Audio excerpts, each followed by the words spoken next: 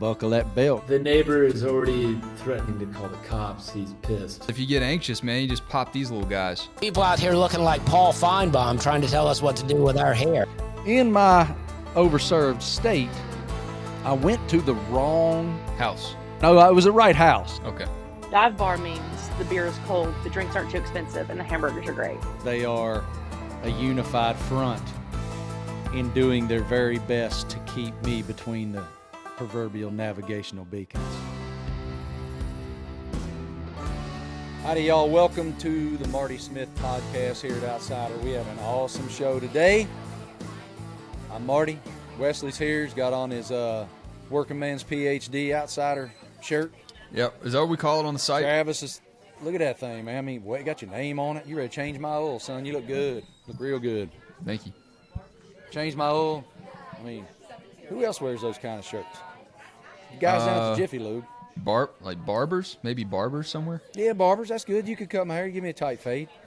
Faux hawk. Would you trust him to touch your hair? No, I would not trust him to cut my hair. I mean, hey, we were talking on the beach yesterday about Flobies. Remember the Flobie? I don't remember. Y'all but might be too young to remember. I know of the it Flobie. because you and McGee have talked about it numerous times. Yeah, the Flobie's an interesting thing. It's basically like getting your hair cut with a vacuum cleaner. Sucks all the hair up into the vacuum cleaner thing, and it has some snippers in there or something. I guess you can dial it in to whatever bowl cut you want. Run that thing right over top of the flow, and the Flobie, it just cuts her right up, trims her up real nice. Is your Nice hair and tight. insured? Is your hair insured? My hair should be insured, man. You should insure that. I sometimes get nervous, man. I get nervous of what I'm looking at. You know, you watch them cut your hair. And as it's unfolding, see, the thing about my hair is, see Wes's hair, look at how nice it lays right over on his head there. Like just right over there. This is years and years of Georgia frat swoop. You do. Maintenance. You look like you belong on Fraternity Row in Athens, Georgia. 100%. Yeah, I'm in a... Mm-hmm.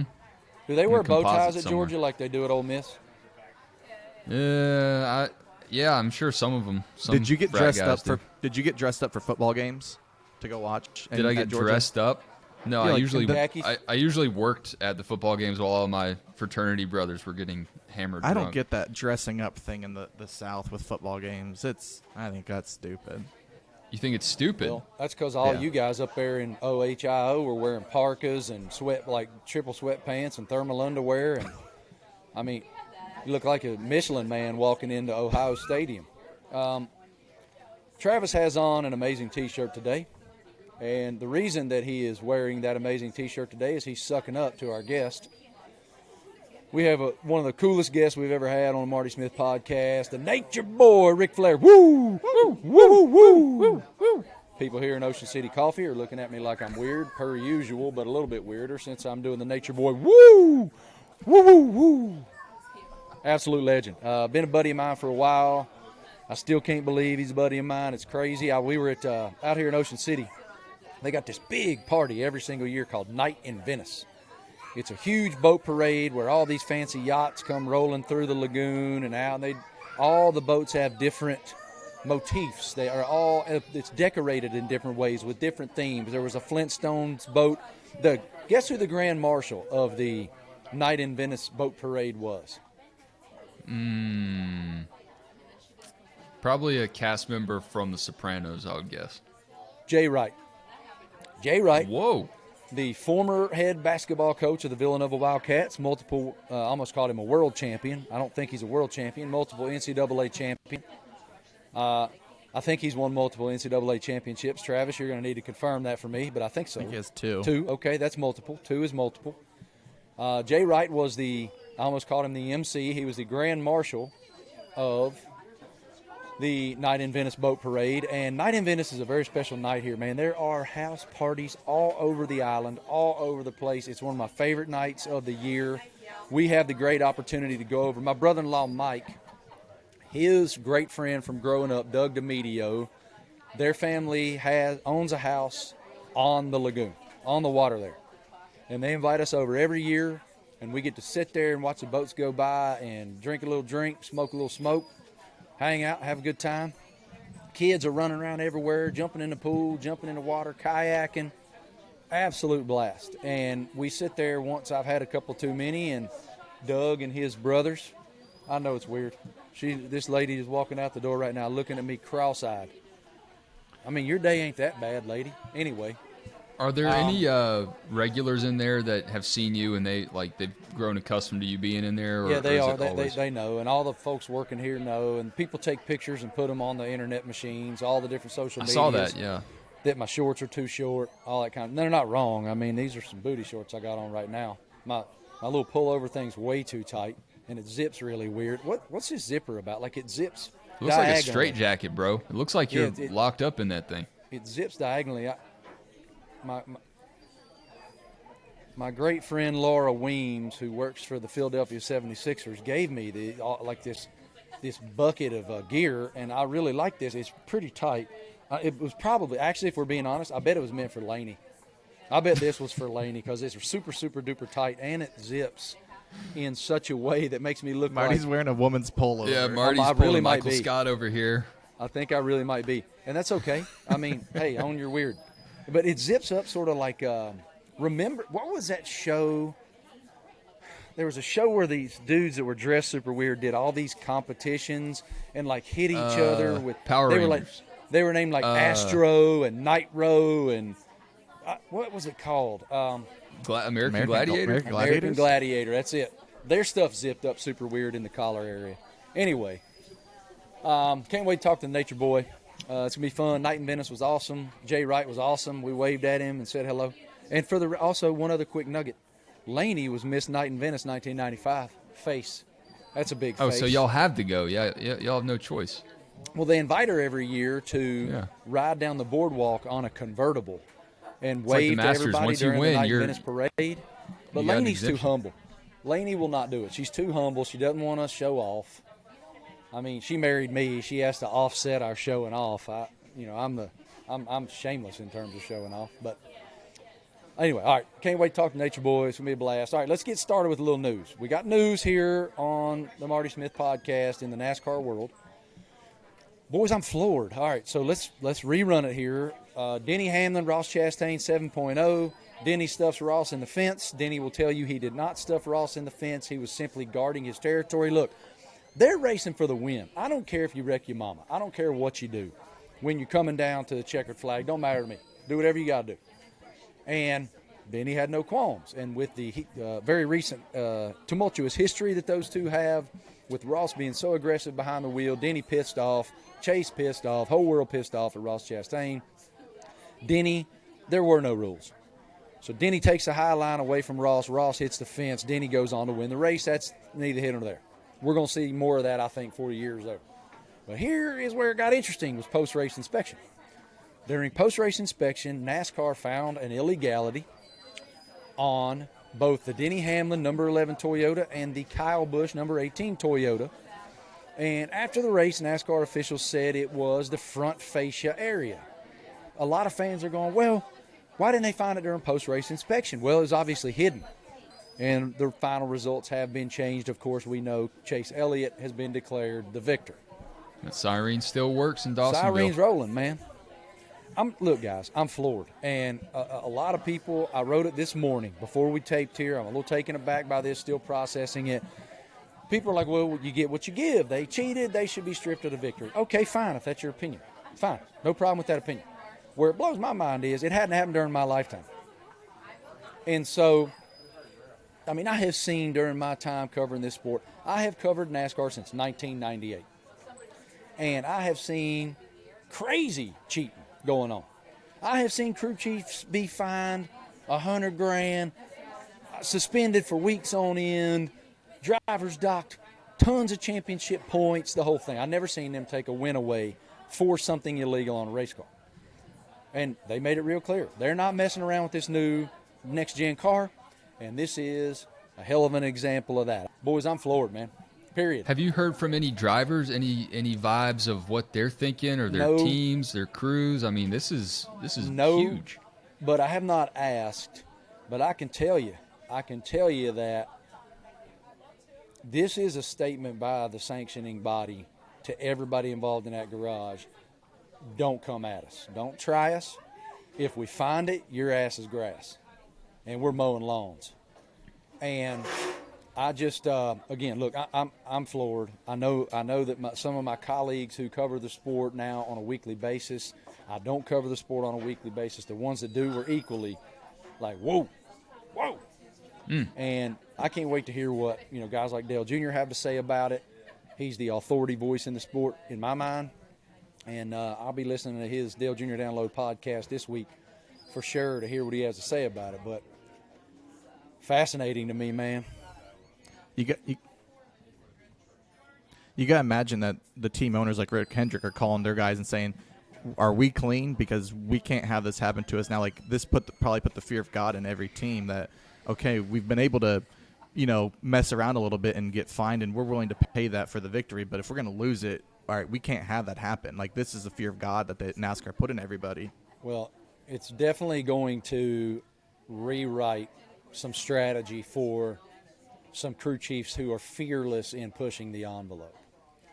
And one of the things that has made NASCAR so awesome all these years is those guys finding those little nuances, gray areas in the rule book and taking advantage of those. I mean, that's one thing, going back to Dale Jr.'s podcast, that I love so much about his podcast is he's gotten these drivers and crew chiefs to start really sharing, opening up on some ways that they did skirt the rule book.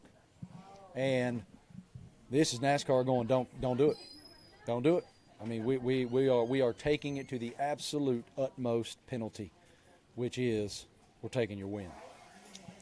All right, so another, I guess, important nugget at hand here is Travis has been bragging to us, y'all. Been bragging to us all summer, Wes, about his drunken stupor approach to it's nothing to brag about, T-Rock, but carry on. I wouldn't clarify. I wouldn't say I was bragging. I just made a statement that I got after it on Saturday. Well, I think we lost Marty here. All right. We had to take a little brief hiatus there for a moment because my internet quit, and we couldn't make the internet come back to life. So I packed up, hopped on the bike, left Ocean City Coffee, and came back over here to the house where we will complete this extravaganza. Travis, carry on where you were, detailing with tremendous, intricate detail your drunken stupor. Carry on. Which makes me doubt the validity of the story, but carry on. So my apartment had a pool party, had a DJ, and just sitting in the pool. It was 100 degrees out, so we're in the pool just drinking all day. Choking over here. And then one of the girls like, who wants to play Flip Cup? Of course, the answer is yes. I'm going to play. Yep, I know a guy. So we played a best-of-7 game series. Our team was victorious.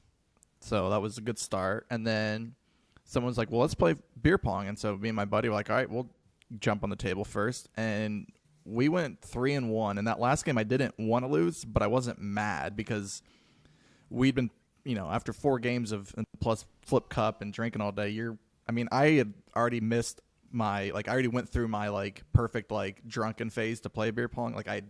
I'd on the back end where I was now playing bad. What do you think that line is? What's the perfect line for Travis Rockhold on? There's got to be some science to it.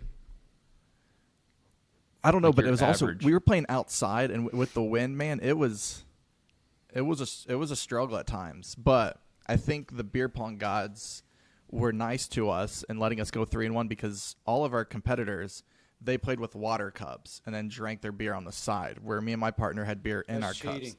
See, that to me sounds like an illegal modification to the fascia as well. Agree. I definitely think that would result in a loss of a victory. Because they're not drinking nearly as much as we are. Not even close. I mean, if the cup, yeah. Normally in beer pong, you got a nice little base in the bottom of the solo cup.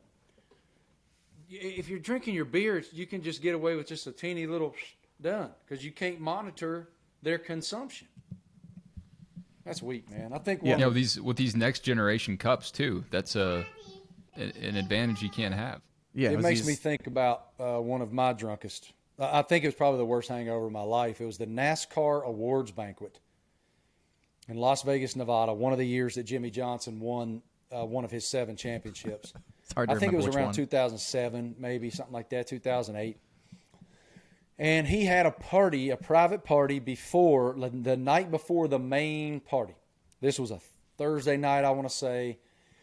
And he calls me up and he's like, hey, I'm having this party for the team. Get your ass over here. We're going to play some flip cup. Cool.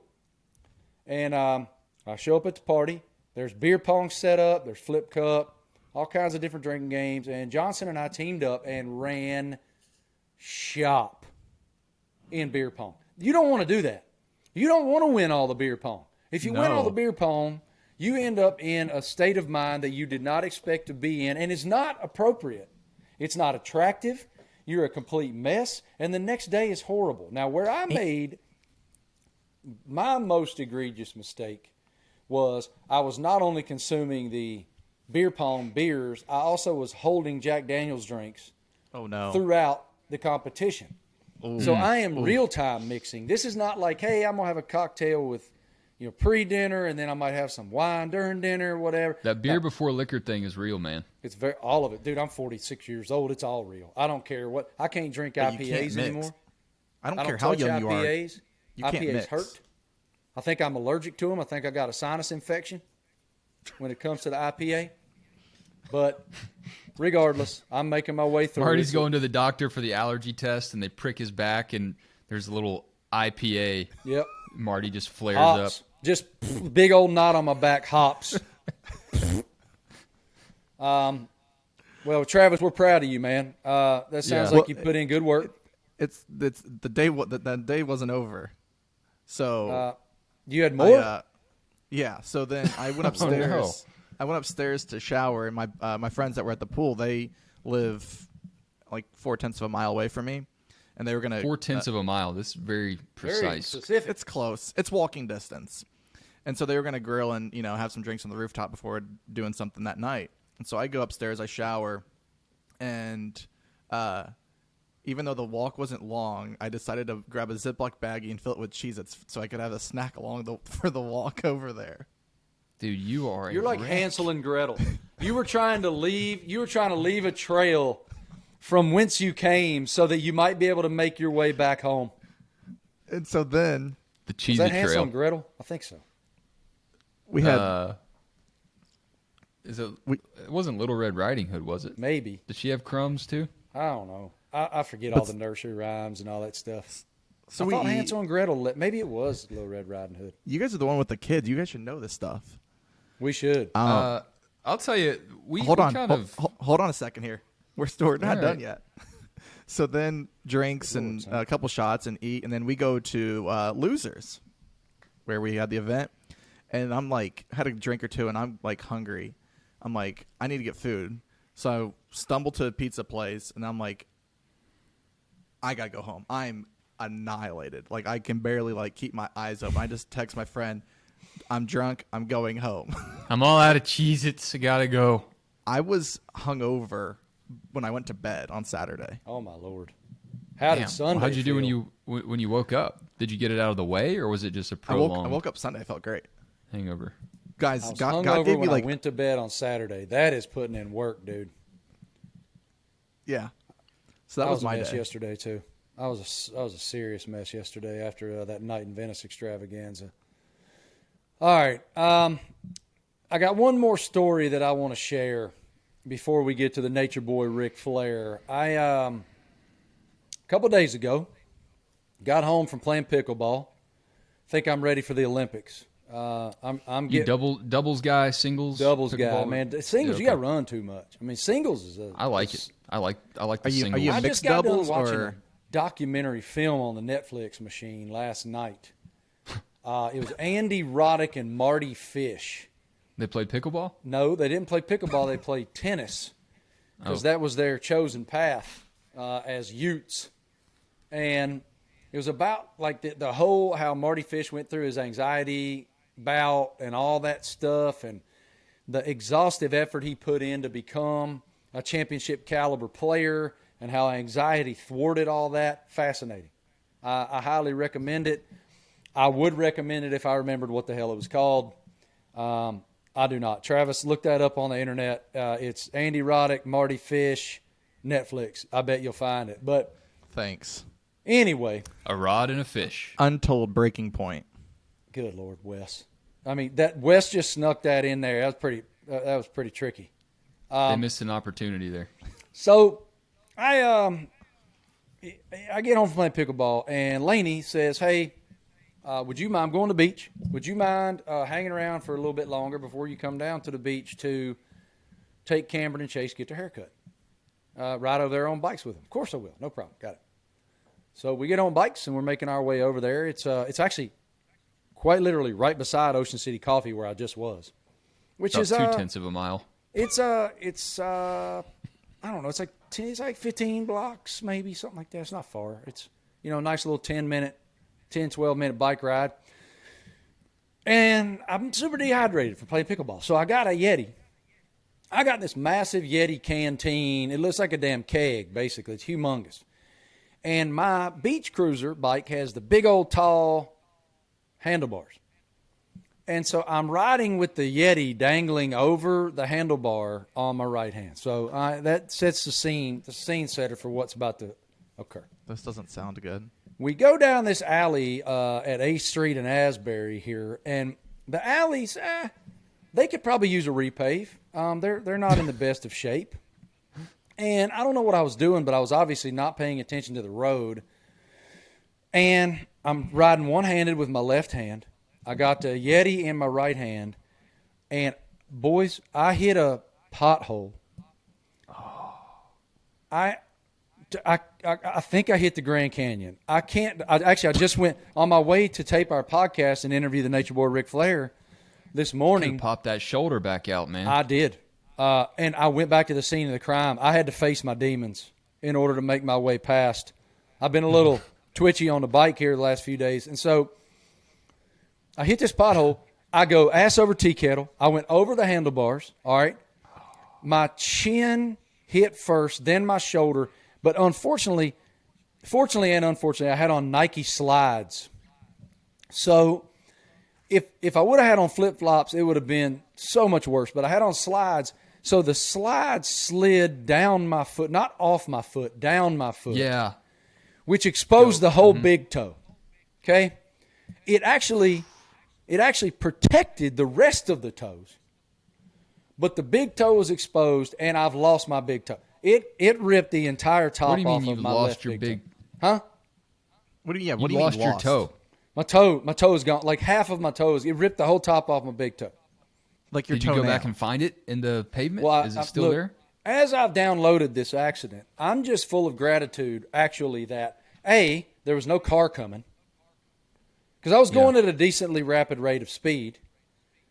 How's your Yeti? My Yeti, I mean, those things are indestructible. All right. You can't break a Yeti, man. You can Not shoot a that total thing loss. with a 12 gauge, it'd bounce off. So you need to see like a sports psychologist maybe and go back and kind of rehash this, maybe write a haiku about it, get it out of your system.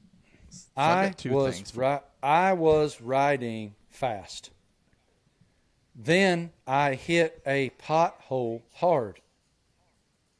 Damn, that really hurt. Damn, that really hurt. There's our haiku. There's our haiku about my accident. So two things. One, you should go back and fill that pothole in to show who's boss. That's number one. Well, Number two, you have bad luck with your feet in Ocean City. I have terror. I get hurt every summer. It's like a rite of passage. It wasn't that long ago that you dropped a liquor bottle or a beer bottle on That's your true. foot. There's a pattern Same here. foot. In fact, same foot. My left foot. But I played pickleball again yesterday, and I was basically an indestructible force. I did have some blood in my sock, but I'm sort of like Kurt Schilling, I guess. It's very, Yeah, you're curting it up. very over there. comparable to the Kurt Schilling blood sock game. But I made my way through. All right, speaking of bloody performances, let's get on to our amazing that's a guest, segue. 16-time world champion, who is set to make his final wrestling start. Grace the ring for the final time here this coming Sunday, July 31st. Woo! Give it up for the Nature Boy Ric Flair. Here is our interview on the Marty Smith podcast with the Nate. Man, it is such an awesome pleasure to have you on. You know, you've been a hero to me my whole damn life. And you got some news to share. I mean, we're a few days away now from the final match and the Ric Flair roast, and we have a million questions about it. But first, I want to know, first of all, why in the hell are you doing this? And second, how did it come together? Well, do you know who Conrad Thompson is? Yep. Yeah, my son-in-law, but he's I call him the king of the podcast world. I mean, he's partnered up with, everybody. Now he's partnering up with Thuzio and Triller and everybody else. But it all started from our relationship together, and then he married my daughter. We've become very close friends, so every year he has an event. I think it's his third or fourth year, called StarCast. Started out in Vegas, and I was going to do this, not wrestle, but just do the roast in Vegas, and I had that heart issue where I had to have the 2018, I had to have 4 heart operations in 7 days. 4 heart operations in 7 weeks, sorry. They finally got it right. It was just a pacemaker, nothing, no cutting or anything, just going in and playing around. But 4 different doctors, so they all had different opinions. But anyway, he called me and said, StarCast is sure we're going to have it in Nashville. I said, what do you think about wrestling one more time? And I had just seen Austin and Vince wrestle at WrestleMania. And I thought, anytime I see something like that, it makes me want to get back in there. So I called the heart doctor I like the best, and he said, I think there's enough scar tissue built around the thing by now, you could do anything you want to do. So I went over there and just took a slam first, then a suplex, then I started wrestling and running, and it just worked out. I mean, I'm not going to be nearly as good as I was, but I'll be better than I was when I wrestled Sting my last match. It'll be fun. I mean, it's funny, man. I'm goal oriented. I think almost every man. The one thing you don't lose in life, if you ever wanted to be something, is a goal. And if I pull this off, I mean, I'm really rolling the dice, because if I pull it off, I'll be bigger than ever. But if I fail, so it's a must happen. I got to make it happen, make it work. I'll have all the tools. I'll have all the tools of my trade of me, Marty. It's all about that green, big time. When all else fails, man, I'll have it taped to my finger. I love it. I've been reading a little bit about your build-up and the workouts you're doing and the training you're doing to make sure you're ready, and you got a little bit of a foot issue. What's it been like to get up and get after it again every single day? Because it's been years. Yeah, I know. It's hard to do that.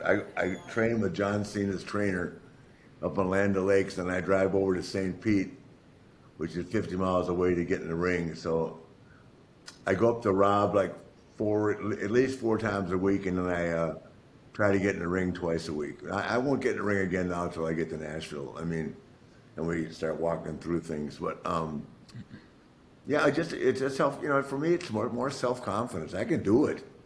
When I let them slam me off the top rope the other day, I said, either it's going to work or it's not going to work, right? The worst that can happen is the thing comes unplugged and they got to plug it back in. So it's not like I'm... You're talking about your heart. Yeah. I'm talking about my pacemaker. Yeah. Yeah. Mine does not have a defibrillator, which is different. But, it's in there. I mean, I've done all the bumps, so... a lot more than people have seen. You seem a little bit concerned, Nate. Are you sure you're okay with this? I'm not concerned about my health at all. Okay, good. No. It's right here. Yeah. Yeah, no, it's all here right now. Not about my health. I haven't. Man, I've been dead, Marty. I've been dead for 14 days. I remember. I've been in an airplane crash. There's nothing. Not worried about that at all. I'm just worried about, being, I hope to be like, maybe 70% of what I was. If I'm 70% of what I was, that'll be pretty good. Since you fought, and I've got real good opponents to work with too, which makes a big difference. How tempted have you been since the last time you wrestled between now and 2011 to try this again? Oh, I've been offered $50,000 probably 10 times. I just didn't want to do it because I didn't want to get in the shape it takes. This has been 3 months, and I mean I've had to take some as long as a week break once in a while because of work, you know, going traveling and stuff. But you know, I'm there now. I mean, this is a home stretch. I took canceled some stuff this week, and I'll train hard today, train hard tomorrow, train hard on Wednesday, and then take off for Nashville Wednesday night, and then meet the troops on Thursday afternoon, get ready for the roast, which should be more concerned about the roast. I would be too, boss. Then I have the match. Then we have the Four Horsemen reunion, which will be huge, and then photo ops and a Q&A.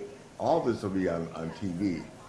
And then, of course, the matches start at 6:30 on, and we only got 300 tickets left out of 9,000. So it's looking good. One of the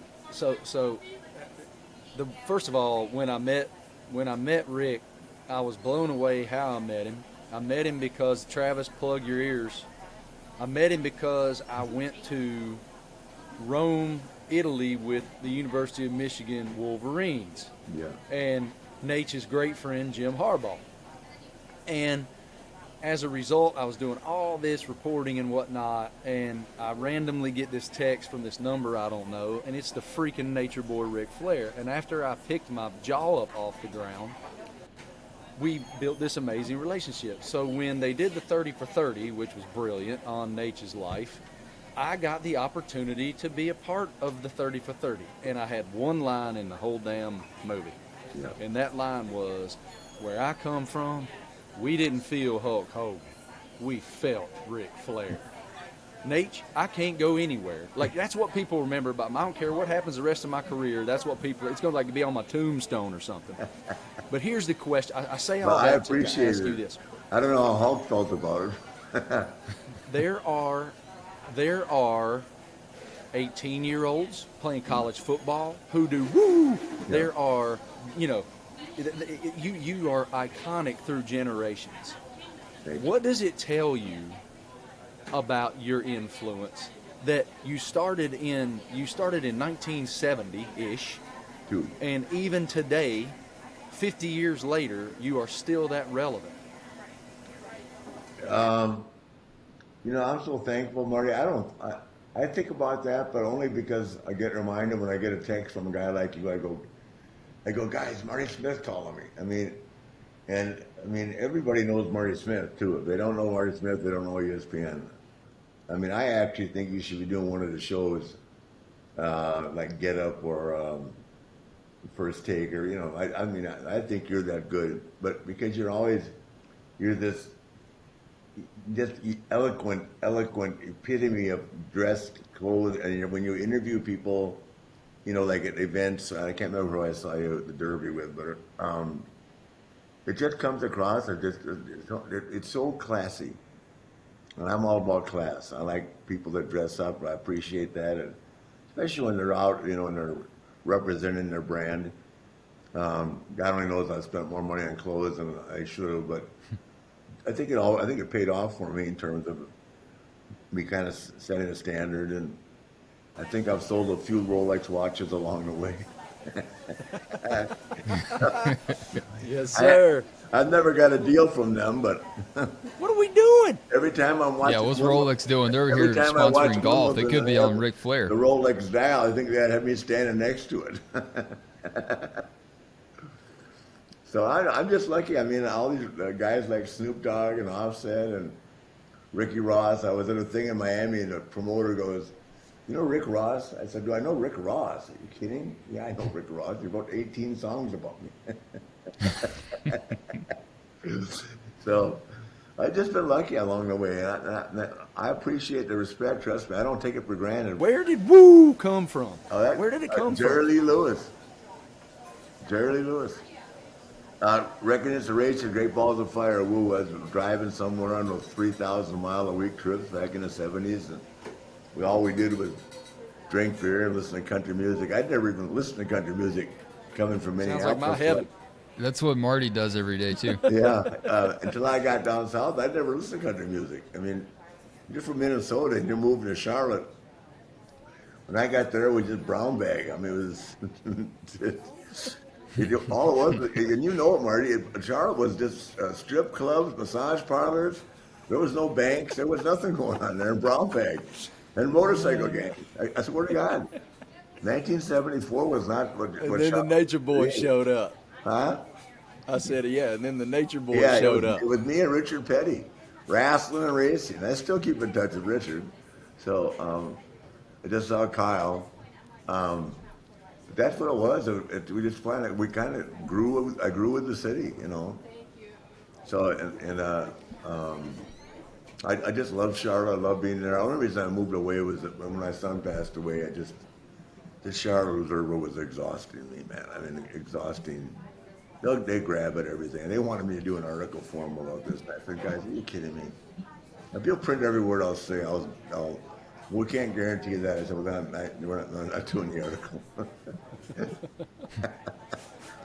But life is good, man. I'm in Tampa now. I got a new boat, and I love it here. Wendy just left. She just bought a new place at the Rosemary Beach. So she was here yesterday. She's on her way now. She loves that. You know that area up there by 30A? 38, yep. Yeah, it's beautiful. Speaking of country music, that's pretty much Nashville South right there. there. Boy, it is. Every artist in the world has a place right next door there. to Luke Brantley. I mean, everybody's up there. Got who's the guy just bought a house there? Jack Nicholson. Jack Nicholson just bought a home there. Awesome. You know, Every college football coach. a little bigger than ours. Paris Hilton lives there. I mean, everybody. Nate, I'd like to try to settle this once and for all, but you are the ultimate sports fan. Mm-hmm. You love every team that exists. I love relationships on a team. I get accused of being a jumper like that, but if I don't know the coach, it's like I've been on the sidelines with Herschel Walker and everybody else at Georgia, and Kirby Smart walked right by me 3 times. Screw him.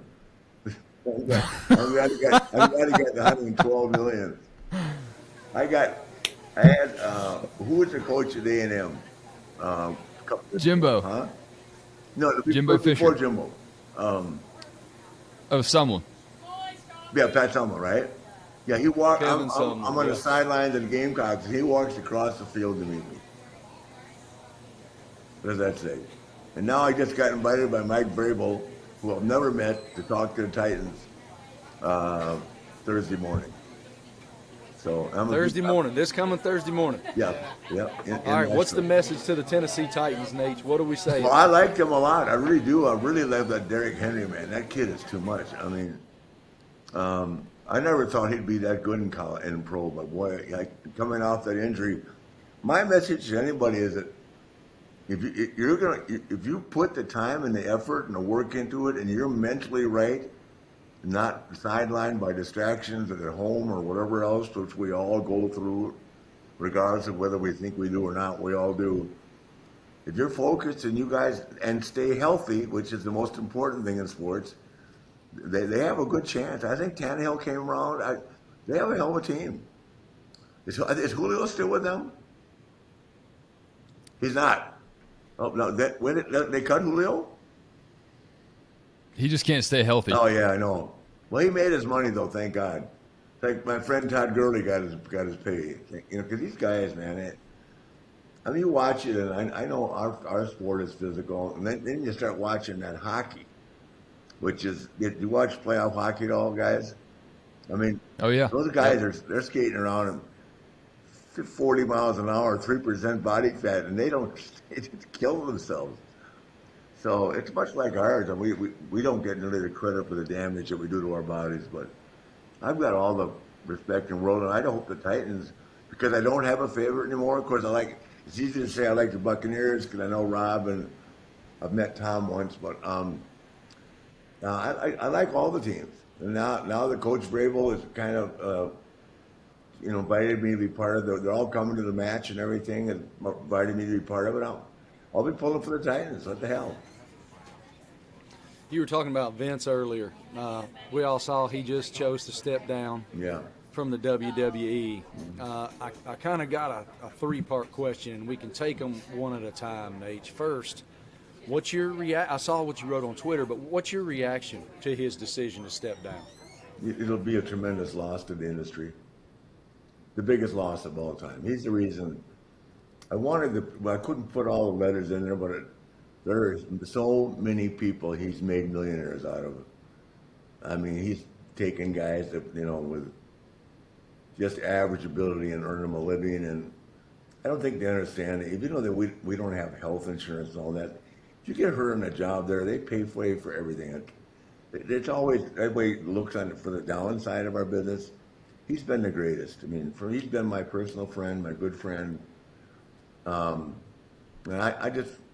I think that they, I know they'll miss him because even at 76, he's a sharp Marty.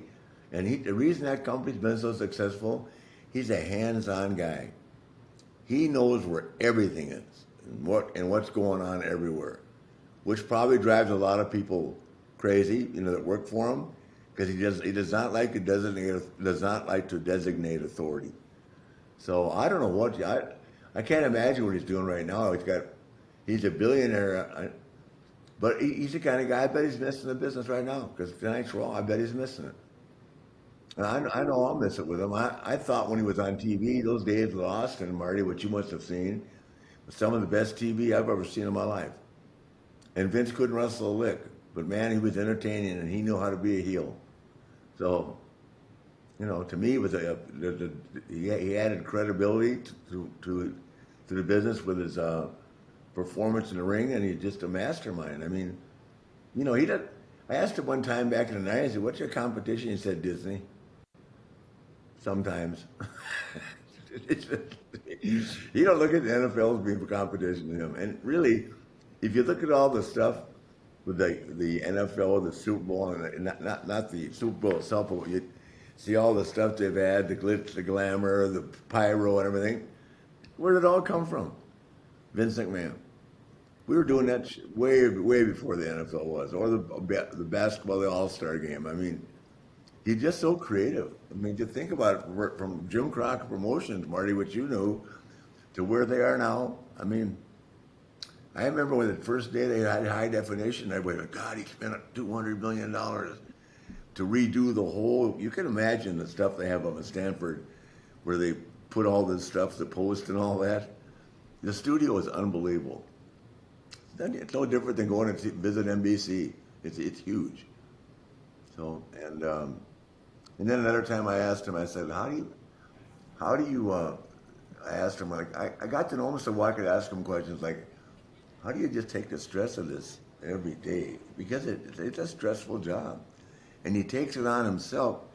He said, I can't take a day off, and I can't afford to get stressed out. I got 280 people depending on me. That's what a man is. You said it there a bit, but I'd like to just pose the question this way. Without Vince McMahon, what would Ric Flair be? Ric Flair would have been that washed-up guy that left with my head shaved because of Bischoff and Vince Russo in 2000. Anything to bring me down. If you didn't bring me back in 2001, I don't know where I'd be. I probably wouldn't be talking to you because I wouldn't be relevant enough to talk to. I'll tell you what, Vince, the first time I was on TV, he goes, what we call gorilla when you walk backstage after your performance, walk up the ramp, and Sure. He'd go, let me tell you something. 80s heels don't draw. Okay. I don't want to hear about that limousine riding, jet flying. That's old shit. It's the most famous line in the history of the sport. Yeah, I know. I mean, Travis has a T-shirt on right now with that saying on the T-shirt. I hope you're making some royalties, Nate. Probably the 2% they pay. Yeah, right. If 2%. The WME doesn't get that royalty check is hard to get. As kids, for me, our favorite matchup was always the Nature Boy and the American Dream. Yeah. Always. Oh, Like man. it was you and Dusty Rhodes. Yeah. Always. Yeah, it was the best. Where does he rank? Who is your most treasured opponent throughout all the years? Oh, there were three, but I mean, Dusty's probably number one. Two would be Steamboat. Three would be Sting. Yeah, man. The other guys I wrestled. Well, I wrestled Dusty for 20 years. I know. And 20 years of being sold out. I don't remember us ever going to a venue that wasn't sold out. Which is saying a lot. Even at $5 ringside tickets back then, it was sold out. So, and to see his son doing so well now, Cody has really come a long way. And I keep up with Michelle, so greatest line I ever heard in my life was at Dusty's funeral. Cody was talking on behalf of the family, and as did Dustin. And Cody said, he asked his mom one day, he said, why don't you have any other wrestlers' pictures around the house? She said to Cody, when you're married to Elvis Presley, who else's picture would you have? That's the greatest line of all time. That's the way Dusty talked. I used to go in the ring with him in Greensboro, sold out. He looked at me just like the opening of Caesar's Palace kid. Good old days, man. Yeah, he was so witty. Yep, great. He sure was. What a brilliant performer. Oh God, I know. I mean, he'd be the king dog now if he came around. Yep. The king dog. I mean, he's So relatable. He was just so relatable. I know. To so many millions and of there's, fans. and there's an aspect of society would still relate to that. I mean, he was a common man. He and I spent $40 on mink coats in August in Las Vegas with our wives. What'd it take? 25 minutes for that mink coat to fall apart for $40 in Vegas? He walked in and bought a coyote coat. I walked in and bought a mink coat. His wife walked in and bought a mink coat, and of course mine went and got a blue fox. 90 degrees in Vegas. What the hell? We competed, man. He bought a car, I bought a faster one. He bought a bigger car, I bought another one. I love it, man. Biggest house on the biggest side of town. When you look back on the sport before you guys elevated it and did bring that glitz and glamour to it, wrestling in high school, I mean, what would you go back and tell that young wrestler before you came on the scene and before the sport became what it was? Have you ever thought about your message to that younger version of yourself, of where your career was headed? Well, I never dreamt I'd be where I am today when I was wrestling in high school. I just knew that, I don't know, it's hard to believe. I was just wild. That's why I ended up in boarding school. With boarding school or reform school. And I don't mean like anything bad, but driving my parents' car when I was underage. No, I'm not talking about armed robbery or anything stupid like that, but I couldn't live I was having a hard time living within the limits of my age. If my mom and dad's car were there and they're out of town, I felt I owed it to the car to be driven. Break it up. Hell, why would I ride my bike when I can drive my mom's car? Right. Exactly. It's a lot faster. Yeah. So we'll get you out of here on this, brother. We appreciate you. No, giving I'm us so fine much having a time. ball with you guys, please. So the official tally says 16 titles. Yeah, How many did you really win? 21. Yeah. That's the way I feel about it too. What is your greatest achievement from your perspective on that Hall of Fame, world-class, greatest of all time resume? Well, I don't know if I am the greatest of all time. I think I worked hard enough to be in that, and brought enough to it to be in the consideration. But with guys like Shawn Michaels and Randy Orton, especially Shawn just stands out. I mean, I have a hard time saying the greatest good guy ever was Steamboat, the greatest. Make no doubt about it. And if in his day he'd had to do the moonsaults and all that, obviously he could have done it. And he was a tough kid, obviously. So we didn't do that back then. But there's no way you couldn't, Steamboat couldn't have done it, right? So, but all around, Shawn Michaels, man, I'm telling you, he's a little bit of a prick, so he could be a good heel. You know what I mean? Not anymore. He's really calmed down. But I mean, he could be a good heel, but just a phenomenal worker. You look at that match, his final match with the Undertaker. My God, in Atlanta, unbelievable. Could sell. I mean, he was a total package. So you're talking about final matches. Yours is coming. I know. Matter of days. And this is the last one. I just got somebody has offered me a bunch to do one a month later. I said, guys, I want to, but I would be screwing up my legacy, and I got a lot of heat for going back to work when I needed to go back to work because I was paying 3 women alimony, which is a whole other episode. It's obvious to me. Whenever you want to talk about paying ex-wives money, just call me up. Yeah, I appreciate the offer, brother. I'm good on that front. We don't really cover that much on this show. James McElroy and Deal. Remember Bill Deal? Yeah, of course. Of course. Who doesn't? Anybody that lives in Charlotte, North Carolina, knows that name. Yeah, I paid him a lot of money, man. It's obvious that you're in. I mean, you and I have had a million conversations over the past few years, but it's obvious to me that you're in a nostalgic headspace as you face this final match. What do you think your emotions are going to be when you get in the ring? Believe it or not, it's keeping me awake at night now. I'm nervous because they don't understand. Everybody goes, well, all you got to do is get in the ring and strut and go woo and chop a couple of guys. Got to be more than that.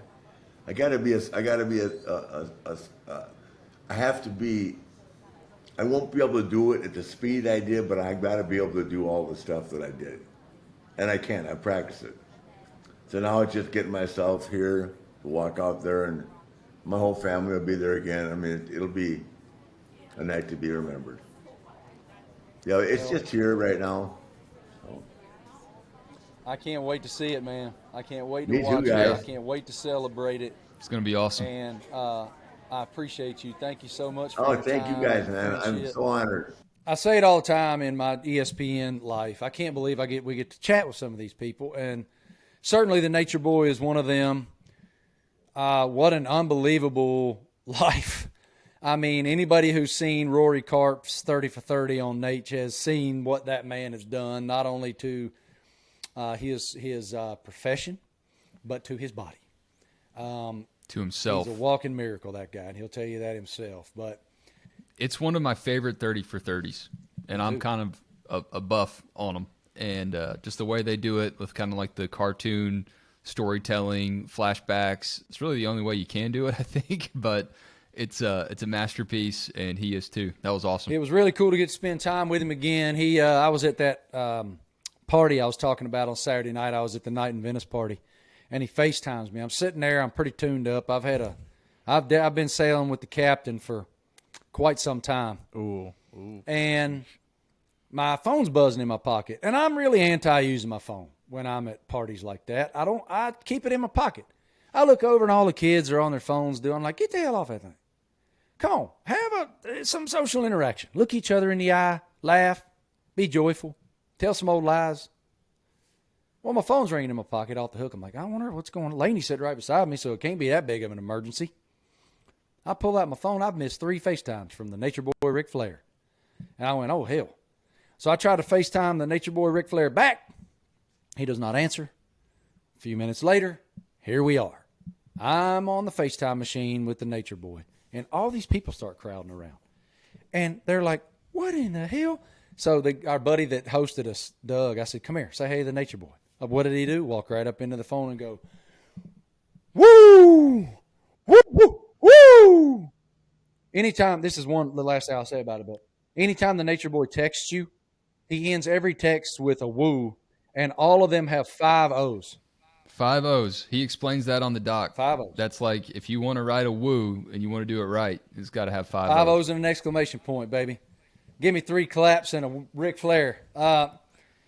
I love the guy. Speaking of woos, Marty, let's talk about our guy Sam Pittman at SEC Media Days really quick.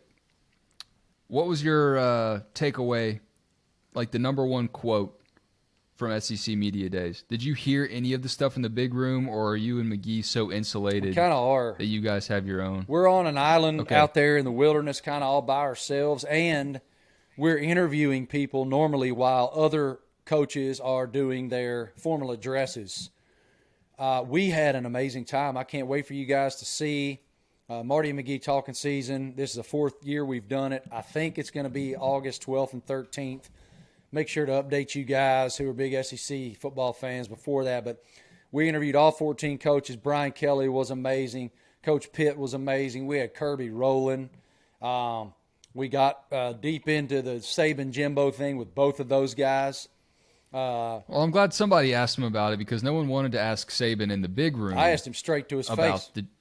About the Jimbo Fisher thing, but they were fine to ask Jimbo Fisher about it in the big room. So that didn't really sit well with me. Well, I mean, look, then watch Marty and McGee Talking Season, because we got into it with Coach Saban, and the thing about the Jimbo side, we're not getting off on this tangent. We'll share this for October 8th when we're actually going to play the game.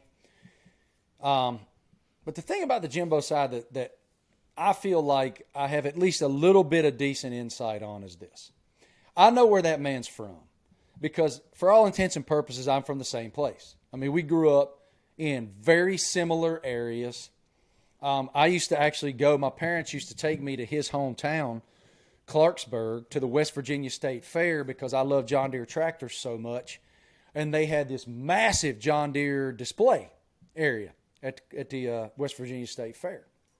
Anyway, where we're from, if somebody comes at you, we have this innate, like, it's I don't know if insecurity is the right term, but we just all have a chip on our shoulder. Everybody that's from out that way.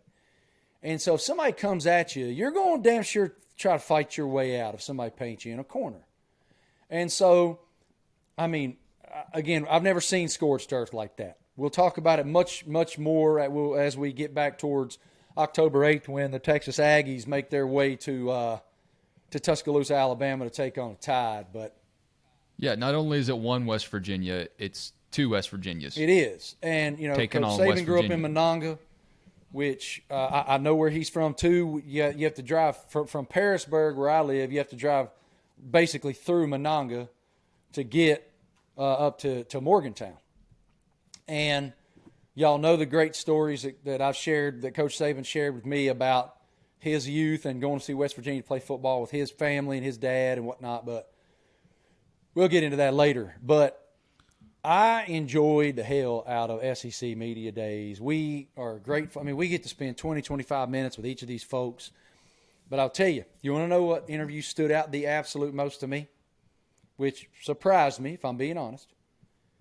Tank Bigsby, the running back for War Damn Eagle.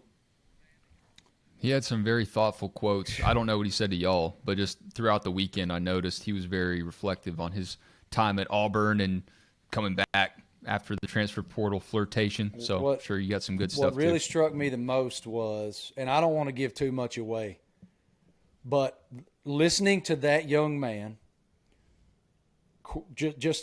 he just stripped the veneer and the bravado of being a big-time college football player and share with us watching his mother work herself to the absolute bone to better his life, and how he wants so desperately to repay that to her.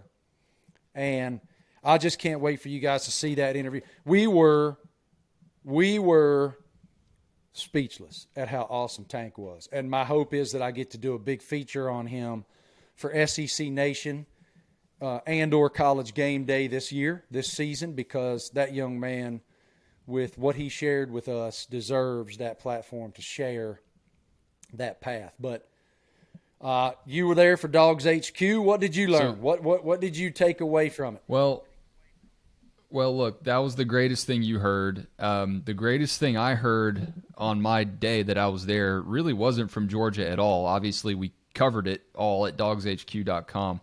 And it's spelled the correct way, DAWGSHQ.com. But the best thing I heard that day was from Sam Pittman in the big room talking about the hog statue situation he has at his lake house. And it slobbers into the lake. It's like a water feature. But someone asked him about it, and I think it was someone from Saturday Down South, maybe Connor O'Gara. I can't remember. But originally, he gave the story. Originally, the owner before him had marlins by the lake, which actually makes less sense than having hogs by a lake. And everyone was giving Sam crap for having hogs that slobber water out by a lake. But, that could actually happen. There aren't marlins in a lake. So they take the marlin statue out that was shooting water, and they actually replace it with the hogs, and that's why they were slobbering. And Sam Pittman described that in great detail. So that was good. I loved what Kirby said about Georgia's not going to be hunted. They're going to hunt. That was a good quote that I can tell he worked on for a little bit, probably bounced some ideas off of Claude Felton, the Georgia SID, to really hammer that home. Stetson and Nolan Smith and Cedric Van Pran were the players that came.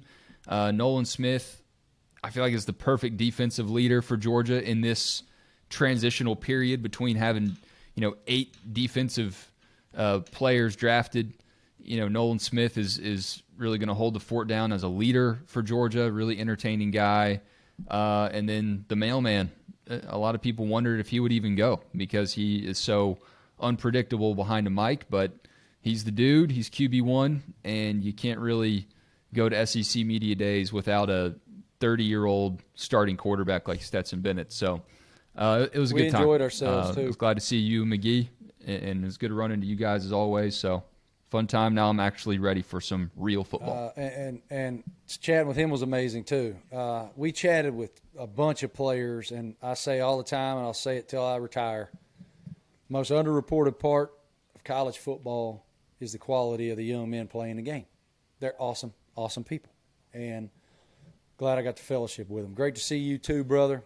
Boys, another great episode. Thanks so much to the Nature Boy Ric Flair and taking time to share his emotion. I mean, hearing him say, "I'm nervous," I never thought I'd hear that out of the Nature Boy ever. So really tells you what's going on here. Yeah, that's undoctored. We didn't edit that together. He actually said that. So I should have asked him, do you need a guy in your corner to walk out with? I can carry some things. What do you need? Some help. I should have tried to weasel my way in. I messed up. I missed my spot. So we ran out of internet over at the coffee shop, Mom. I had to come back over here to finish it. Lanester and Mia just got back, and they're trying to tiptoe around like they're gonna interrupt my podcast, as if a tornado could come through and we would figure it out. But thanks so much to law enforcement officials all over the country working to keep our community safe. First responders, firemen, thank you for your heroism every day. The United States military, so grateful to be free. Thank you guys for your sacrifice. We live in the greatest nation. Travis, go get an IV. Love y'all. See ya. peace.